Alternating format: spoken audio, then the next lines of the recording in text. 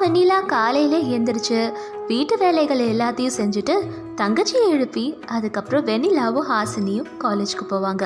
ஒரு நாள் காலையிலே அக்கா வெண்ணிலா எந்திரிச்சுக்கிட்டு இருக்கும் போது அதை பார்த்த தங்கச்சி ஹாசினி, அப்பப்பா அக்கா, எதுக்குக்கா இப்போ காலையிலே சீக்கிரமாக எந்திரிச்சு எல்லா வேலையும் பார்க்குற? அதான் வீட்டு வேலை எல்லாத்தையும் பார்க்க அம்மா தான் இருக்காங்களே, இன்னைக்கு ஒரு நாளாவது தூங்கி லேட்டாக எந்திரிக்கலாம்ல அப்படின்னு ஹாசினி சொன்னதுக்கு வெண்ணிலா, ஹாசினி அம்மா இருக்காங்க, எல்லா வேலையும் செய்வாங்க தான், ஆனால் அவங்களும் பாவம், அவங்களுக்கும் வயசாகிட்டே போதில்ல, எவ்வளோ வேலை தான் அவங்க செய்வாங்க, கொஞ்சமாவது நம்ம வேலை செஞ்சாதான் அவங்க ஓய்வு எடுக்க முடியும். அப்படி வெண்ணிலா அவங்க அம்மாவுக்கு உதவி செய்யணும், அவங்க அம்மா பாவம் வயசாகுதுன்னு தங்கச்சிக்கு எடுத்து சொன்னா. அதை புரிஞ்சுக்கிட்ட ஹாசினி, நீ சொல்கிறதும் கரெக்டு தான்க்கா, நான் கூட இவ்வளோ நாள் யோசிச்சு பார்க்கவே இல்லை, அதான் அம்மா இருக்காங்கல்ல எல்லா வேலையும் பார்த்துப்பாங்கன்னு நினச்சிட்டேன். ஆமாம், நீ சொல்கிற மாதிரி அவங்களுக்கு வயசாகுது, நாளையிலேருந்து என்னையும் காலையில் எழுப்பி விடு, நானும் உங்கள் 2 பேருக்கும் உதவி செய்கிறேன்க்கா அப்படின்னு சொன்னா தங்கச்சி ஹாசினி. அன்னையிலேருந்து ஹாசினி கூட காலையில் எந்திரிச்சு அக்காவுக்கும் அம்மாவுக்கும் உதவி செஞ்சுக்கிட்டு இருந்தா. அதுக்கப்புறம் அக்காவும் தங்கச்சியும் கிளம்பி காலேஜுக்கு போவாங்க. ஒரு நாளைக்கு அக்கா தங்கச்சியோட அம்மாவான யசோதா அம்மா ஹாசினியும் வெண்ணிலாவையும் கூப்பிட்டு இப்படி சொன்னாங்க, அம்மாடி, இன்னும் கொஞ்சம் நாள்ல பண்டிகை வரப்போதில்ல, இந்தாங்க இந்த காசை வாங்கிக்கிட்டு போய் பிடிச்சதை வாங்கிக்கோங்க. வெண்ணிலா நீ பெரியவன்றதுனால ஹாசினிக்கு பக்கத்துலேயே இருந்து எல்லாத்தையும் வாங்கி கொடு அப்படின்னு யசோதா அம்மா சொன்னதும் வெண்ணிலாவும் ஹாசினியும் சரின்னு சொன்னாங்க. வெண்ணிலா ஹாசினியை பக்கத்தில் இருக்க துணி கடைக்கு கூட்டிகிட்டு போனா. ஹாசினி, உனக்கு என்ன மாதிரி ட்ரெஸ் வேணுமோ பார்த்துக்கோ. சரிக்கா. அப்படி 2 பேரும் துணி கடையில் அவங்களுக்கு பிடிச்ச மாதிரி துணிகளை பார்த்துட்டு இருந்தாங்க. வெண்ணிலா அழகான ஒரு ட்ரெஸ் ஒன்று எடுத்துகிட்டு வந்தா. ஆனால் ஹாசினி ஜீன்ஸ் பேண்ட் டாப் எல்லாம் பார்த்து அது மேலே ஆசைப்பட்டு, அக்கா நான் இந்த ட்ரெஸ் எடுத்துக்கிறேன் அப்படி ஹாசினி அவள் எடுத்த ஜீன்ஸ் பேண்ட்டையும் டிஷர்ட்டையும் காட்டினா. அதை பார்த்த வெண்ணிலா, ஹாசினி என்ன ட்ரெஸ் இது, சி நல்லாவே இல்லை, இந்த மாதிரி ட்ரெஸ் எல்லாம் நம்ம போடவே கூடாது, இப்படி போடுறவங்க எல்லாம் நம்ம ஊரில் தப்பாக பேசுவாங்க, அதனால் வேண்டாம் அப்படி ஹாசினி செலக்ட் பண்ண ட்ரெஸ்ஸை வேண்டான்னு சொல்லிட்டு வெண்ணிலாவே ஹாசினிக்காக அழகான ஒரு ட்ரெஸ் ஒன்று செலக்ட் பண்ணா. இப்படி எல்லா விஷயத்துலேயும் என்ன மாதிரி சாப்பாடு சமைக்கணும், எப்படி எல்லாம் நடந்துக்கிட்டோன்னு வெண்ணிலாவை பார்த்து பார்த்து கற்றுக்கிட்டா ஹாசினி. ஒரு நாளைக்கு ஹாசினி வெண்ணிலாவும் காலேஜுக்கு போகும்போது, அக்கா அக்கா இன்னைக்கு நம்ம நூடுல்ஸ் சாப்பிட்லாமா, தினமும் இந்த சாதம் பருப்பெல்லாம் சாப்பிட்டு போர் அடிக்குது. சச்சே, அந்த மாதிரி சாப்பாடெல்லாம் சாப்பிடவே கூடாது, நூடுல்ஸ்லாம் ஜங்க் ஃபுட், அதெல்லாம் சாப்பிட்டா நம்ம ஆரோக்கியமே பாழாயிடும். அப்படியாக்கா, ஆனால் என் ஃப்ரெண்ட்ஸ் எல்லாரும் தினமும் இதெல்லாம் வாங்கி சாப்பிட்றாங்க தெரியுமா, எனக்கும் ஆசையாக இருந்துச்சேன்னு கேட்டேன். ஹாசினி, அந்த மாதிரி பொண்ணுங்களோடலாம் ஃப்ரெண்ட்ஷிப்பையே கட் பண்ணு, அப்போ தான் உருப்பிட முடியும். சரிக்கா. இப்படி வெண்ணிலா ஹாசினிக்கு ஒவ்வொரு விஷயத்தையும் விளக்கமாக சொல்லி கொடுத்தா. கொஞ்ச நாட்கள் கழித்து அக்கா வெண்ணிலாவோட படிப்பு முடிஞ்சுது. வேலைக்கு அவள் பட்டணத்துக்கு போகணும். அம்மா நான் பட்டணத்துக்கு போகலம்மா, இங்கேயே இருந்து இங்கேயே ஏதாவது வேலை பார்க்குறேம்மா. அப்படி பட்டணத்துக்கே போக மாட்டேன்னு சொல்லிட்டு உட்காந்துட்டு இருந்தா வெண்ணிலா. அப்போ யசோதா அம்மா அவளுக்கு அறிவுரை கூறினாங்க, வெண்ணிலா ஒரேடியாக முடியாதுன்னு சொல்லாத, 2 மாதம் போய் தங்கிப்பாரு, அங்கே இருக்கிறவங்க வேலை எதுவுமே பிடிக்கலன்னா இங்கே கிளம்பி வா அப்படின்னு சொன்னாங்க யசோதா அம்மா. அதுக்கு ஒத்துக்கிட்ட வெண்ணிலா, சரிம்மா, ஆனால் எனக்கு பிடிக்கலன்னா உடனே வந்துடுவேன் அப்படி ஒத்துக்கிட்டு பட்டணத்துக்கு கிளம்பி போனா வெண்ணிலா. ஹாசினி மட்டும் அதே ஊரில் இருந்த காலேஜில் படிச்சுக்கிட்டு இருந்தா. வெண்ணிலா பட்டணத்துக்கு போய் இப்போ 5 மாதம் ஆச்சு. ஒரு நாள் கூட வீட்டுக்கு அவள் வரவே இல்லை. 2 மாதத்தில் வந்துடுவேன்னு சொன்னவ 5 மாதம் ஆகியும் வரல. அப்போ யசோதா அம்மா ஹாசினி கிட்ட, ஹாசினி என்ன உன் அக்கா 2 மாதம் கூட பட்டணத்தில் இருக்க மாட்டேன்னு சொன்னா, இப்போ 5 மாதம் ஆகுது, நம்மளை நினைக்கிறாளா இல்லையா, நம்மளை மறந்து போயிட்டாளா என்ன? அம்மா ஏம்மா அப்படியெல்லாம் யோசிக்கிற, அக்காக்கங்க என்ன வேலை இருக்கோ இல்லை நிறைய வேலை கொடுத்து அவளை டார்ச்சர் பண்ணுறாங்களோ என்னவோ பாவம். ஏம்மா நான் அவள் போக மாட்டேன்னு சொல்லும் போது நீ தானே அவளை அனுப்புன, இப்போ நீயே இப்படி பேசினா எப்படி அப்படி ஹாசினி அக்கா வெண்ணிலாக்கு ரொம்ப சப்போர்ட் பண்ணி பேசினா. அப்பப்பப்பா, நான் உன் அக்காவை எதுவும் சொல்ல, இல்லைன்னா நீ என்கிட்ட சண்டைக்கு வருவியே அப்படி சொல்லிட்டு யசோதா அம்மா அவங்க வேலையை பார்க்க போயிட்டாங்க. அதுக்கப்புறம் ஹாசினி, அட அம்மா சொல்கிறது உண்மைதான், அக்கா பட்டணத்துக்கு போய் 5 மாதம் ஆகுது, அவள் எப்படி இருக்கான்னு கூட தெரியல, இந்த வாட்டி பண்டிகைக்கு அவளை இங்கே வர சொல்லணும் அப்படி நினச்சிட்டு தங்கச்சி ஹாசினி அக்காவை பண்டிகைக்கு வீட்டுக்கு வர சொல்லி லெட்டர் எழுதி போட்டா.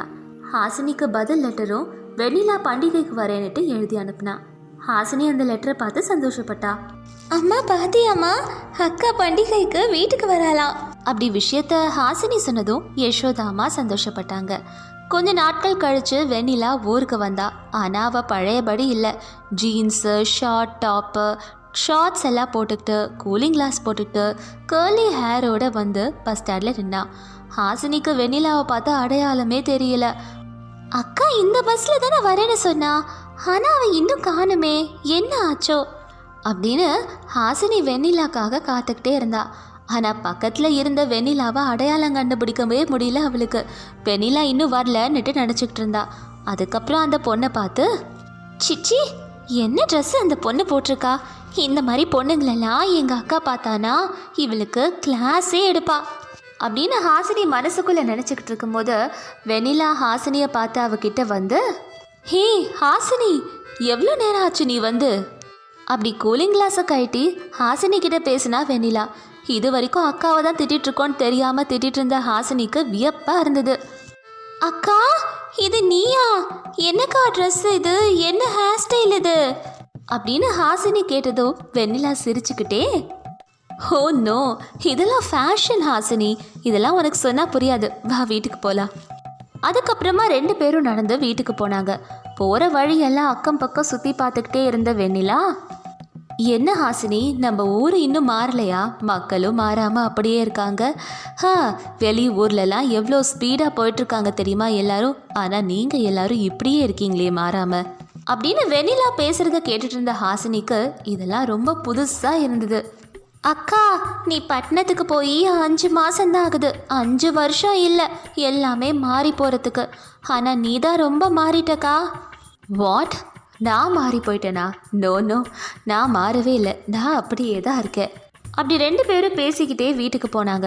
யசோதா அம்மா வெண்ணிலாவை பார்த்து வாயடிச்சு போய் நின்னாங்க. இது நம்ம வெண்ணிலா தானான்னுட்டு நினச்சாங்க. அவங்க அப்படியே பார்த்துக்கிட்டு இருந்தாங்க. என்ன மாம், என்னை அப்படி பார்க்குறீங்க? நான் தான் வெண்ணிலா. என்னது, நீயா எங்கள் வெண்ணிலா? பட்டணத்துக்கு போக மாட்டேன்னு அடைப்பிடிச்ச வெண்ணிலாவா இது?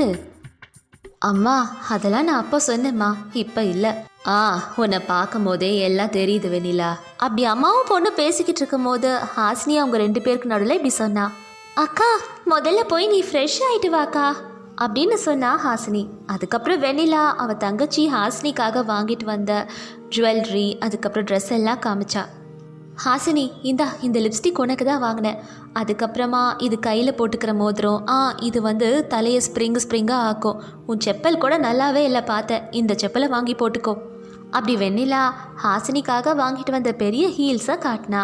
அதை பார்த்த ஹாசினி, அக்கா என்னக்கா இது செப்பலா, இதை போட்டுக்கிட்டு எப்படி நடப்பாங்க அப்படின்னு ஹாசினி கேட்டோன்னே வெண்ணிலா அந்த ஹீல்ஸை போட்டு எப்படி நடக்கணும்னு அவளுக்கு நடந்து காமிச்சா. இதோ ஹாசினி, இப்படி தான் நடக்கணும். சரி இதை விடு, உனக்காக ட்ரெஸ்ஸு வாங்கிட்டு வந்தேனே அதை பாரு. அப்படி சின்ன சின்ன ட்ரெஸ் எல்லாம் எடுத்துட்டு வெண்ணிலா ஹாசினி கிட்ட காட்டினா. என்னக்கா இது, குழந்தைங்க ட்ரெஸ்ஸை போய் எனக்கு வாங்கிட்டு வந்திருக்க அப்படி ஹாசினி ரொம்ப அப்பாவியாக கேட்கவும் வெண்ணிலா சிரிச்சுக்கிட்டே, ஹாசினி இது சின்ன குழந்தைங்க ட்ரெஸ் இல்லை, இதெல்லாம் போட்டால் நீயும் என்ன மாதிரி ஸ்டைலாக இருப்ப அப்படி ரொம்ப ஸ்டைலிஷாக பேசுகிற மாதிரி நினச்சிக்கிட்டு சொன்னா வெண்ணிலா. அக்கா இப்படி மாறி போனதை நினச்சி ஆச்சரியப்பட்டா தங்கச்சி ஹாசினி. அந்த ஊரில் இருக்க வரைக்கும் பீஸா, பர்கர் இதெல்லாம் எப்படி செய்யணும்னுட்டு செஞ்சு ரொம்ப சீன் போட்டுக்கிட்டு இருந்தா வெண்ணிலா. பெரிய பங்களாவில் பெட் மேலே எதிர்த்து உட்காந்துக்கிட்டு இருந்தா ஹாசினி. ஹாசினி முன்னாடி ஒருத்தர் பெட் காஃபியோடு நின்றுட்டு இருந்தாரு. இன்னொருத்தவங்க டூத் பேஸ்ட்டும் ப்ரஷோடையும் நின்றுட்டு இருந்தாங்க. இன்னொருத்தவங்க ட்ரெஸ்ஸோடு நின்றுட்டு இருந்தாங்க. அவங்க எல்லாம் அவகிட்ட வேலை செய்கிறவங்க.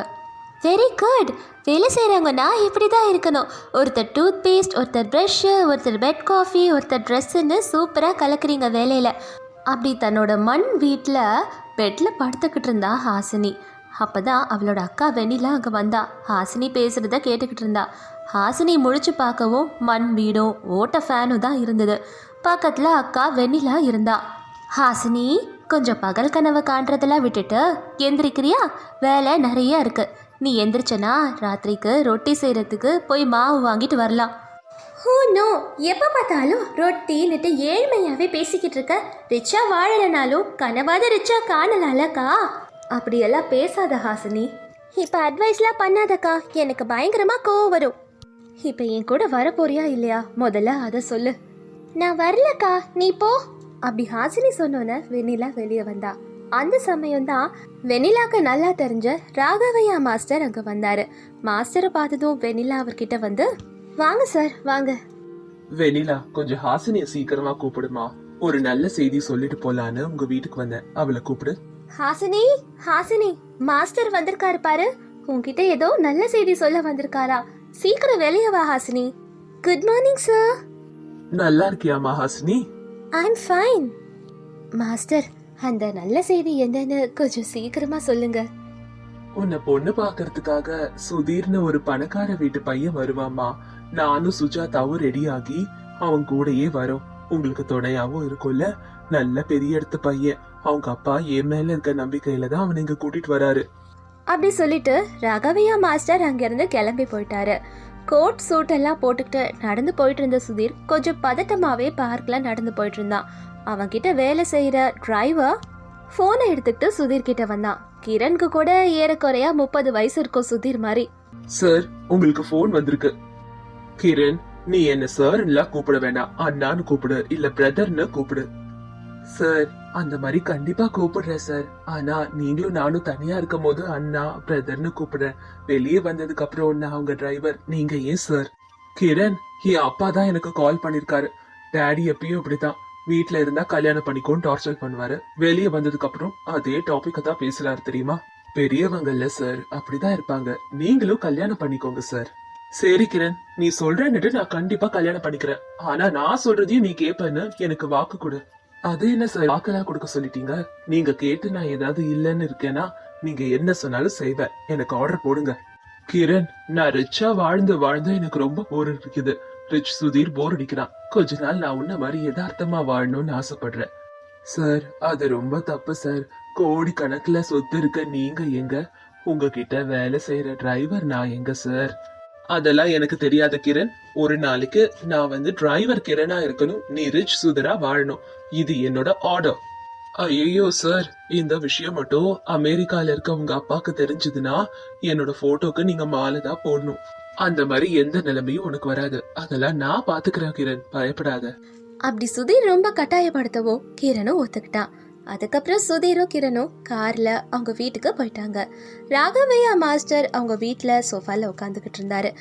என்னங்க, அந்த அக்கா தங்கச்சிங்க கிட்ட கல்யாண விஷயத்த பத்தி சொன்னீங்கல்ல? சொல்லாம எப்படி இருப்பேன் சுஜாதா? ஆனா பெரிய பணக்காரங்கன்னு சொன்னோன்னு அந்த சின்ன பொண்ணுதான் நான் பணக்காரங்களை தான் கல்யாணம் பண்ணிப்பேன்னு சொல்லி கொஞ்சம் அடமா இருந்தா. அந்த பொண்ணு மட்டும் தான் கொஞ்சம் பிடிவாதமா இருக்கு. அதுதான் நினைச்சிட்டு இருந்தேன். விடுங்கங்க, வெண்ணிலா ஏதாவது சொல்லி சமாளிச்சுப்பா. அப்படி அவங்க பேசிக்கிட்டு இருக்கும் போது ராகவையோட போன் அடிச்சது. நமஸ்காரம் மாஸ்டர், நான் தான் சுதர்ஷனோட பையன் சுதீர் பேசுறேன். உங்ககிட்ட பேசலான்னு கால் பண்ணேன். சொல்லுப்பா சொல்லு. நாளைக்கு வந்துருங்கப்பா பொண்ணு பாக்குறதுக்கு. சரிங்க சார், நான் கண்டிப்பா வந்துடுறேன். அப்பா இடத்துல இப்ப நீங்க தான் இருக்கீங்க. ஏன்னா அப்பா ஊர்ல இருக்காரு. கல்யாணத்துக்கு நேரடியா அப்பா வரேன்னுட்டு சொல்லிட்டாரு. தம்பி, அப்பா அதெல்லாம் நேத்து ராத்திரியே என்கிட்ட போன்ல சொல்லிட்டாருப்பா. நீங்க நாளைக்கு வந்துருங்க, பொண்ணு பாக்குற ஏற்பாடெல்லாம் நான் பண்ணிடுறேன். சரிங்க சார், நான் வந்துடுறேன். அப்படி சொல்லிட்டு போனை வச்சான் சுதீர். அடுத்த நாளைக்கு வெண்ணிலா ஹாசினி ரொம்ப அழகா ரெடி ஆகி வீட்டுல உட்காந்துட்டு இருந்தாங்க. மாப்பிள்ளையா வந்து கிரண் உட்காந்தான். கிரணுக்கு ஹாசினியை பிடிச்சிருந்தது, ஹாசினிக்கு கிரனை பிடிச்சிருந்தது. அதே மாதிரி சுதீர்க்கும் வெண்ணிலாக்கும் ஒருத்தர் பிடிச்சிருந்தது. இப்படி கிரணுக்கோ ஹாசினிக்கோ சுதீர்க்கோ வெண்ணிலாக்கோ பெரியவங்களால கல்யாணம் நடந்துச்சு. புதுசா கல்யாணம் ஆனவங்கள எல்லாரும் வாழ்த்திட்டு சாப்பிட்டுட்டு அங்கிருந்து போயிட்டாங்க. பணக்கார வீட்டுக்கு மருமகளா வந்த ஹாசினி அவளோட அக்கா டிரைவரை கல்யாணம் பண்ணிக்கிட்டான்னு ஏகத்தாளமா பேசினா. ஏய் வெண்ணிலா, ஹாசினி, நான் உன் அக்கான்றதே மறந்து போயிட்டியா நீ? இங்க பாரு, அதெல்லாம் நம்மளோட வீட்டுல. இங்க நான் பணக்கார வீட்டு மருமக பொண்டாட்டி, நீ என்னோட டிரைவரோட பொண்டாட்டி. அதனால எனக்கு எல்லா வேலையும் நீ தான் செய்யணும். அதனால இப்ப என்ன, நான் உன் கையை அமுக்கி விடணுமா? இல்ல, என் காலை அமுக்கி விடணும். இங்க பாரு, ஒழுங்கா வேலை செய்ய. ஒழுங்கா வேலை செய்யலைன்னா உன்னை வேலையில இருந்தே எடுத்துருவேன். அப்படி ஹாசினி வெண்ணிலாவை ஏதாவது சொல்லி காயப்படுத்திக்கிட்டே இருந்தா. இதை பார்த்த சுதீரும் கிரணும் உண்மையை சொல்லிடலான்னுட்டு நினைச்சாங்க. ஆனா சுதீர் தான் வேணான்னுட்டு சொல்லிட்டு இருந்தாரு. ஒரு நாளைக்கு கிரண் ஹாசினி கிட்ட, ஹாசினி, எதுக்கும் அக்கா வெண்ணிலாவை இப்படி காயப்படுத்திக்கிட்டே இருக்க? அவங்களும் நம்மள மாதிரி மனுஷங்க தானே, அவங்களும் இந்த வீட்டுல தானே இருக்காங்க. ஏன் அவங்கள இப்படி எல்லாம் நடத்துற? என்னங்க, அதெல்லாம் என் வீட்டுல மட்டும்தான் அவ எனக்கு அக்கா. இங்க அவ நம்ம கிட்ட வேலை செய்யற பொண்ணு. நம்ம டிரைவரோட பொண்டாட்டி, அப்படிதான் அவளை நடத்தணும். டிரைவர் கிட்ட கூட பார்த்து நடந்துக்கோங்க, இல்லைன்னா தலைமையில உட்காருவாங்க. ஹாசினி அப்படி திமிரா பேசவும் கிரண் அங்கேருந்து அமைதியாக போயிட்டாரு. இப்படி நாளுக்கு நாள் ஹாசினியோட பணக்கார திமிருத்தனம் அதிகமாயிட்டே இருந்தது. ஒரு நாளைக்கு உடம்பு சரியில்லாமல் வெண்ணிலா படுத்துக்கிட்டு இருந்தபோது ஹாசினி அவளை டமால்னு தள்ளி விட்டுட்டா. அவ்வளோதான், வெண்ணிலா கீழே விழுந்துட்டா. அவளை பார்த்து கூட கருணையே இல்லை ஹாசினிக்கு. அப்போ கூட அவகிட்ட திமிரா தான் பேசினா ஹாசினி. ஏய், வேலை எதுவும் செய்யாம தூங்கிட்டு இருக்க? அப்படியே இருக்க எல்லா வேலையும். இப்படியா தூங்கி ரெஸ்ட் எடுப்ப? ரொம்ப ஜுரமா இருக்கு ஹாசினி, மூச்சு கூட சரியா விட முடியல. இன்னைக்கு என்னால் வேலை செய்ய முடியாது, நீயே பார்த்துக்கோ, இல்லைன்னா வேற யாராவது வச்சு பார்த்துக்கோ. அவ்வளோதான், ஹாசினிக்கு பயங்கரமாக கோவம் வந்து வெண்ணிலாவை அடி நடிச்சிட்டா. வெண்ணிலா உடம்பு முழுக்க காயமாக இருந்தது. அதை பார்த்து பாவப்பட்டாங்க சுதீரும் கிரணும். அன்னைக்கு ராத்திரி ஃபுல்லாக வெண்ணிலா ஒரு ஓரத்தில் உட்காந்து அழுதுகிட்டு இருந்தா. அப்போ சுதீர் வெண்ணிலா கிட்ட வந்து இப்படி சொன்னாரு. வெண்ணிலா, நம்ம இங்கிருந்து வேற எங்கேயாவது போயிடலாம் வெண்ணிலா. என்னது, வெளியே போகணுமா? எதுக்குங்க நம்ம போகணும்? நம்ம எந்த தப்புமே பண்ணலையே, நம்ம இங்கேயே இருக்கலாங்க. மனுஷங்க ஒவ்வொரு சூழ்நிலையில ஒவ்வொரு மாதிரி நடந்துப்பாங்க, கண்டிப்பா மாறுவாங்கங்க. ஹாசினி மாறுவான்னு எனக்கு நம்பிக்கை இருக்கு. உன்னோட நல்ல மனசுக்காக நான் தலை வணங்குறேன். எல்லா ஜென்மத்திலயும் நீதான் என் மனைவியா வரணும் வெண்ணிலா அப்படின்னு பேசினாரு சுதீர். அடுத்த நாளைக்கு சுதீர் பழையபடி ஓனர் ஆனாரு. கிரண் பழையபடி டிரைவர் வேலைக்கே இருந்தான். அதை பார்த்த வெண்ணிலாவும் ஹாசினியும் ஷாக் ஆனாங்க. என்னங்க நடக்குதுங்க? ஒன்னும் புரியலையே. வெண்ணிலா, நான் தான் அந்த ரிச் சுதீர். எனக்கு ரிச்சா வாழ்ந்து ரொம்ப போர் அடிச்சு போடுச்சு. அதான் அவன் என் டிரைவர் கிரண். அவன் கிட்ட கொஞ்ச நாட்களுக்கு நான் டிரைவரா நடிக்கிறேன், நீ ரிச் சுதீரா நடினுட்டு நான் தான் அவன் கிட்ட சொன்னேன். இப்ப அந்த சேலஞ்ச் முடிஞ்சிருச்சு. சுதீர் அப்படி சொன்னோன்னு வெண்ணிலா சந்தோஷப்பட்டா. ஹாசினி அதை கேட்டு அழ ஆரம்பிச்சா. அக்கா, என்னை மன்னிச்சிருக்கா. பணக்காரின்ற திமிரில் உன்னை என்னெல்லாம் நான் பாடுபடுத்த, உன்னை அடிச்ச உதச்ச காயப்படுத்தினேன். என்னை மன்னிச்சிருக்கா, சாரிக்கா. ஹாசினி, எனக்கு உன் மேலே எந்த கோவமும் இல்லை, கோவமும் வராது.